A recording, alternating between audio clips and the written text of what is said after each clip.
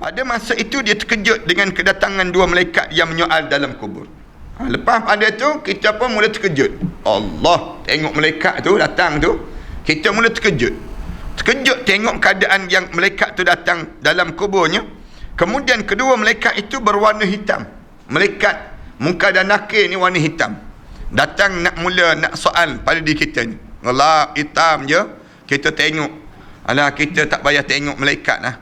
Kita tengok orang yang kulit hitam di tempat kita ni pun kita rasa takut.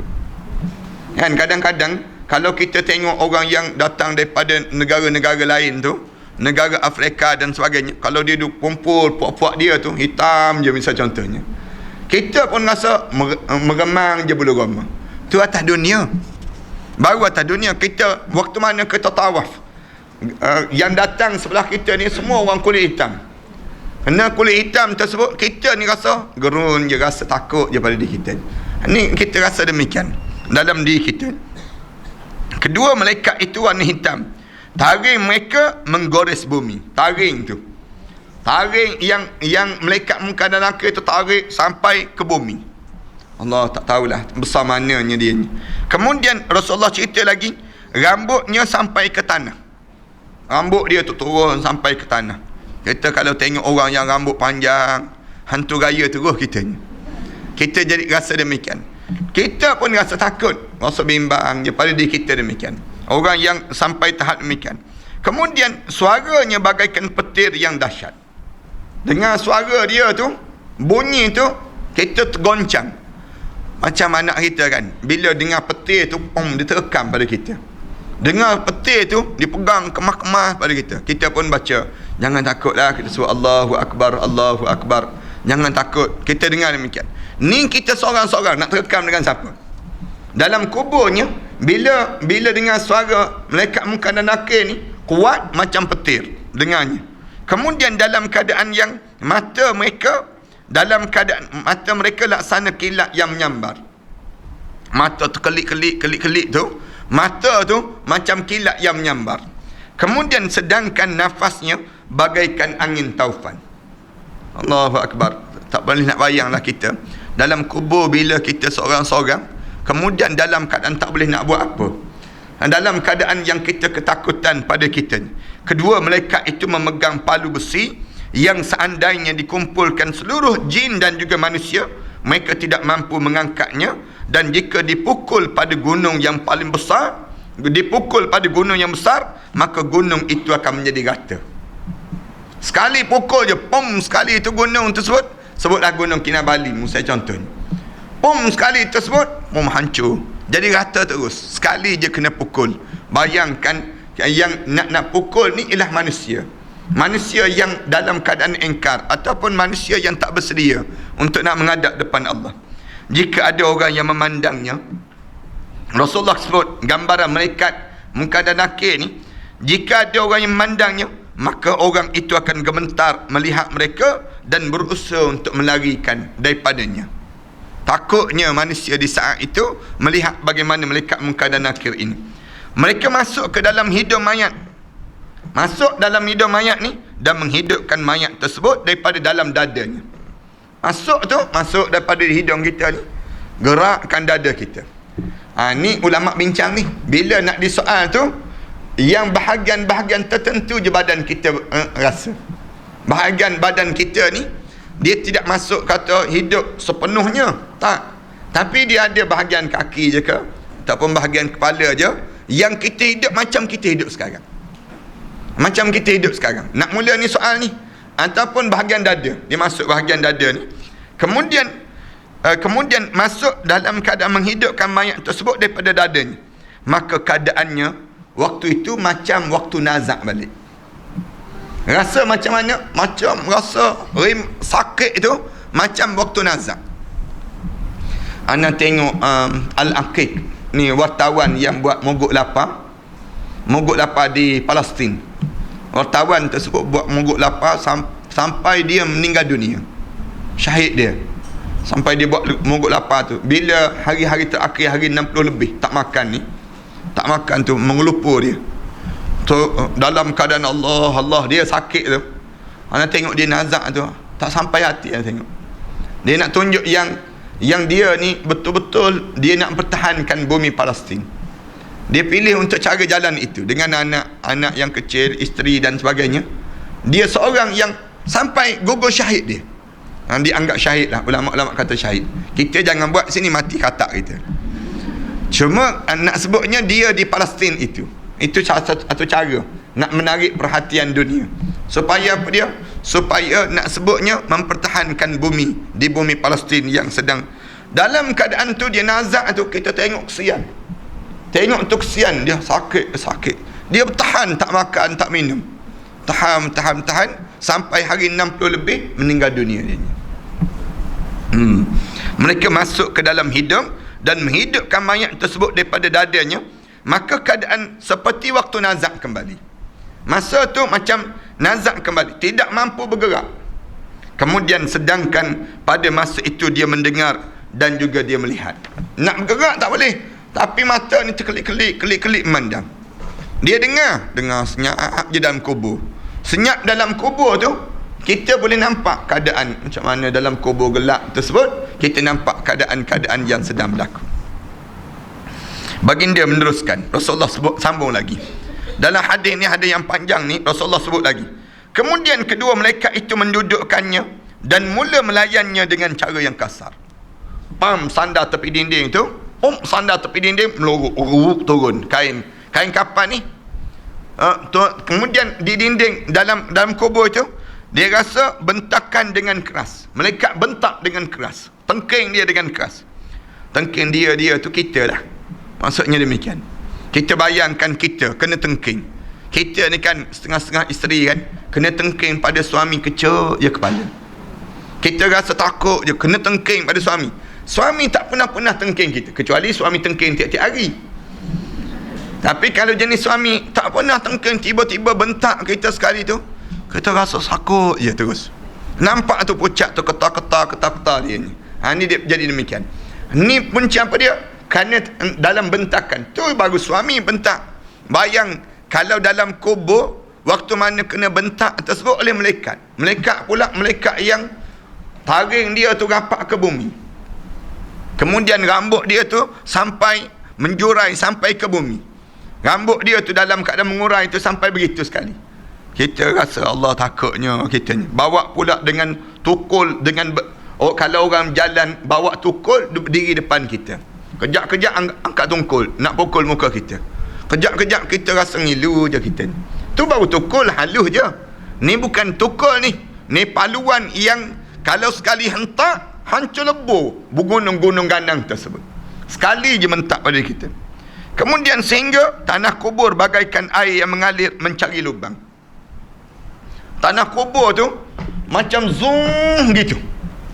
Rasulullah sallallahu alaihi wasallam gambarkan tanah kubur kamu tu macam dalam keadaan macam ada yang menyeduk turun ke bawah. Maknanya laju je air yang mengalir. Kalaulah turun ke bawah gitu, kalau kita tengok kadang-kadang kan rancangan TV tu dia buat zoom, dia zoom sampai ke dalam gitu. Kita pun jadi gaya je rasa takut yang amat sangat bila jatuh dalam gaung yang sebesar itu, seluas itu. Rasulullah gambarkan demikian. Kedua malaikat itu mengajukan pertanyaan pada dia. Mula malaikat tanya pada dia, siapa Tuhan kamu? Malaikat tanya, ma rabbuka? Ma rabbuka itu, apakah agama kamu? Wa ma dinuka? Wa ma nabiyuka? Siapa nabi kamu? Wa ma qiblatuka? Siapa kiblat kamu? Di mana kiblat kamu? Jika dia seorang yang diberi yusabbitullahul qaul bisabit, dan kata-kata dia ni tetap. Dia dengar je soalan tersebut, dia jawab terus. Dia di kalangan orang yang tetap kata-kata dia akan jawab. Bila ditanya, maka dia akan menjawab, siapakah kamu berdua? Tanya balik, kamu berdua ni siapa? Berani dia. Kita ni tak berani dah. Kita ni kalau orang yang mukmin, dia akan berani. Kamu siapa? Dia tanya. Siapa yang telah mengutuskan kamu semua? Pertanyaan itu hanya dikemukakan oleh para alim ulama pilihan. Siapa yang berani tengking balik malaikat ni? Ulama-ulama je. Ulama-ulama je yang berani. Kenapa ulama berani? Macam kita kan, kalau kita ni pegawai besar. orang besar dalam jabatan polis, misal contohnya, tiba-tiba polis yang biasa-biasa tahan kita. Polis yang biasa-biasa tahan kita. Bila polis yang biasa-biasa tahan sebut, dia cakap je dengan kita, mana lesen? Kamu mana rotek? Dia tanya demikian. Pegawai besar ni, dia akan tanya balik, kamu bertugas kat mana? Bahagian apa? Yang menyebabkan kawan tu tersentak balik. Sentak, dia akan jadi takut balik. Sama juga dengan alim ulama. Bila alim ulama tanya, kamu siapa? Kamu nak tanya ni, kamu berdua ni siapa? Dia tanya demikian. Dia tanya balik tersebut, malaikat tahu ni orang soleh ni, berani tengking aku. Tak ada orang berani setengking begini. Tak ada lagi ni mesti orang yang dia memang tahu perjalanan yang dia nak lalui. Bila dia tahu, maka kita keberanian kita tu lain. Itu cara dia panggil demikian. Antara kita lah, dia mesti dalam keadaan kita ni macam kita, bila kita bawa benda yang betul, kita bawa barang yang benar, tiba-tiba ada pegawai yang tengking kita, dia kata kita barang tak benar, kita akan tengking balik. Kerana apa dia? Keberanian kita ni datang di atas kebenaran. Demikian juga dalam kubur. Bila dalam kubur, Rasulullah sallallahu alaihi wasallam sebut, tak ada orang yang berani nak tengking balik para alim ulama, nak tengking balik malaikat ini, kecuali dia alim ulama. Alim ulama yang tengking balik malaikat tadi, ulama pilihan. Maksudnya orang yang Allah jadikan dia kelebihan di sudut ilmu dia dan sebagainya. Ulama-ulama ni siapa? Kita lah. Jangan kita kata, tu ustaz dah tu. Jangan. Kita sendiri, biar kita jadi alim ulama. Biar kita dalam hidup kita ni berlumba di kalangan kita, naik darjat kita. Macam mana nak jadi alim ulama? Mesti pergi Universiti Azhar ke? Tak. Belajar je. Dengan kita belajar ni, Allah angkat darjat kita, naik lagi darjat kita. Tanda kita menjadi ulama ni bila kita dah mula rasa takut kita dalam mentaati perintah Allah. Innama yakhshallaha min ibadihil ulama. Hanya yang takut pada aku di kalangan hamba aku ialah yang dinamakan dengan alim ulama. Alim ulama ni kita belajar, dan ulama ni tak semestinya ustaz. Ustaz di kalangan orang perempuan pun boleh jadi ulama, menjadi orang yang saleh, orang yang hebat yang Allah bagi pada kelebihan di sudut ilmu yang dimiliki dalam hidup mereka. Lantas salah satu daripada malaikat itu bertanya pada orang lain. Malaikat dia ni benar ni, dia benar. Maksudnya berani dia. Beza dengan orang lain. Orang lain ni masuk kecut-kecut je semua. Masuk takut-takut je semua. Tapi dia ni tak. Keberanian dia luar biasa. Ni Rasulullah cerita. Benar. Sudah cukup kita berlaku kasar terhadap dia. Malaikat kata jangan kasar lagi. Dia orang yang saleh ni. Orang yang mengenali dia panggil. Orang yang terkenal. Bila orang terkenal, kita jangan buat sesuatu bahaya, dia panggil demikian. Maknanya kita di atas kebenaran lah. Di atas kebenaran pada diri kita. Kemudian mereka memasang sesuatu seperti sebuah kubah besar di atas kuburnya, dan dibukakan baginya pintu syurga daripada arah kanannya. Kemudian dia diberi hamparan alas tidur daripada sutra syurga dan bau syurga yang amat harum pada diri seorang tersebut. Bila mereka kata, bunda, jangan nanya lagi dia. Dia ni orang yang memang soleh. Dia orang soleh ni, jangan kasar lagi dengan dia. Dan dia di kalangan orang yang taat pada perintah Allah. Lalu Allah, dia pun jadikan kubah yang besar. Kita pun rasa lapang. Macam kita pergi ke, para hadirin sekalian biasa pergi ke hotel mewah kan.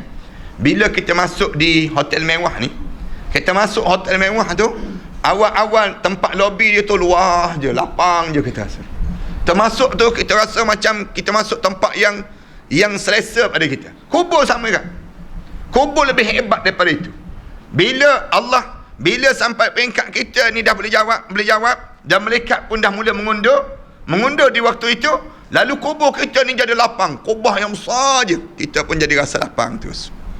Dan kita pandang sebelah kanan kita, Allah bukakan tempat kita dalam syurga Allah. Tunjuk tempat kita dalam syurga Allah ini. Bila ditunjukkan tempat dalam syurga Allah Subhanahu wa ta'ala, kemudian kita pun ada hamparan alas daripada sutra, daripada syurga Allah, dan bauan yang amat harum di kawasan tersebut.